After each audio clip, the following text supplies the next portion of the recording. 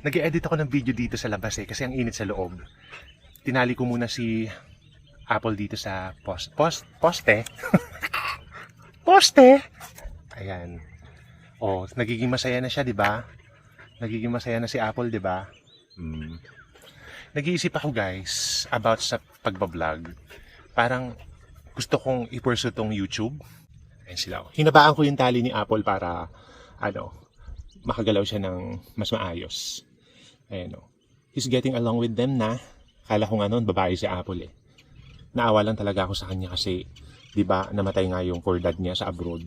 Inaantay niya. Tapos, gusto siyang iligaw ng bayaw. Nakabili daw ng Belgian Malinois or hindi ko alam binili or nagkaroon sila ng Belgian Malinois nung nandun na daw, pinapaligaw na raw itong si Apple. Can you imagine that? Kakayanin ng konsensya nila yun samantalang aso yan nung kapatid nilang namayapa na. Tapos kayang-kaya nilang gawin yun. Hindi nila kinonsider na minahal ito ng kapatid nila. Diba? Or ng bayaw. Ang bait-bait na aso. Nangungusap yung mga mata. Hindi siya pasaway. Gustong-gusto ko yung niya, yung ugali niya. May ugali nga lang din siyang medyo magugulatin siya. Pero mabait siyang klase ng aso. O, di ba? Ang gwapo-gwapo. Ako na ngayon yung for dad mo talaga, Apple. Hindi ka na, hindi kita iiwan. Hindi kita pabayaan, dito ka lang. Magkasama lang tayo sa hirap at ginawa. Love na love ko yan eh. Love na love ko yan eh. Ako, love na love mo na rin ba ako? Kasi magiging masaya ka dito. Antay lang natin yung kapun mo. Sa 21 pa yung kapun mo. Kasi baka makaamoy ka ng babaeng dog sa malayo. Puntahan mo yun.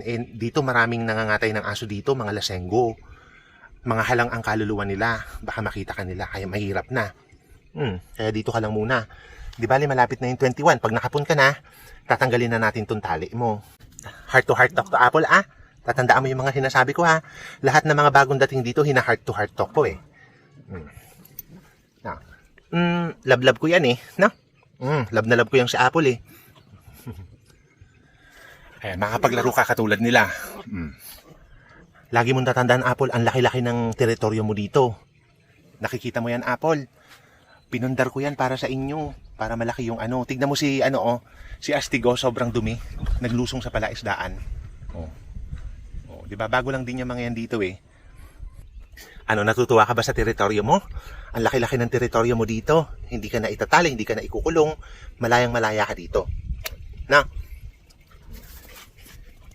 Ay, grabe yung pambubunggo sa akin ng dalawang to. Tsaka dito, Apple, hindi ka magugutom kasi pinaglalaanan ko talaga yung budget nyo para sa pagkain. Ayokong nagugutom kayo. Ano ba yan? Ang laki-laki ng daan, kailangan pa talaga akong bungguin. Hoy, tumigil na kayo dyan. Grabe ka, Astigo, sobrang dumi mo Naghaharot ka na naman. Gusto mo itali na naman kita, Bruno? Pinakawalan na nga kita kanina, nag-promise ka hindi ka na maghaharot ng ganyan. Baka mamaya manghina-hina ka na naman dyan. Sobrang paghaharot. Di ba, Apple? Magiging masaya na yan dito.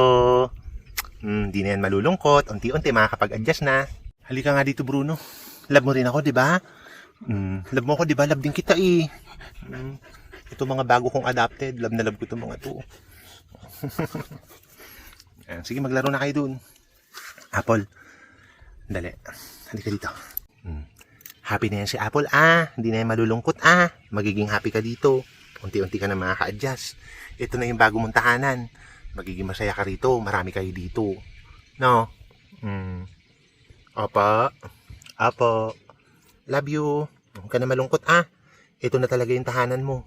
No? Okay? Ayan, guys. Nakikinig naman yata siya. Nakikinig ka naman, di ba? Nakikinig ka, di ba, my love? Gwapo-gwapo. Medyo payat siya, guys, kasi nakalutang yung mga buto-buto niya dito. Parang si Buniknik noon. Ayan. Kaya ang plano ko, patabain siya dito kasi only ito.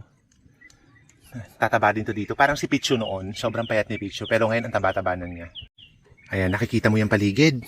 Teritoryo mo yan. Sa'yo yan. Kaya wag ka na malulungkot. Maluwang yung mo dito. Tatakbuhan mo dito. Na, nature na nature.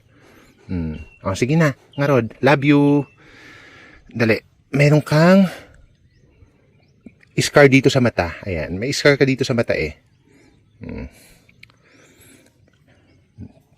Pinatakan ko na nga pala siya kanina ng solution para sa garapata niya. Kasi sobrang dami niyang garapata, guys. Ayan. Siguro mga 3 to 5 days, ayan. Malalaglag na yung mga garapata niya.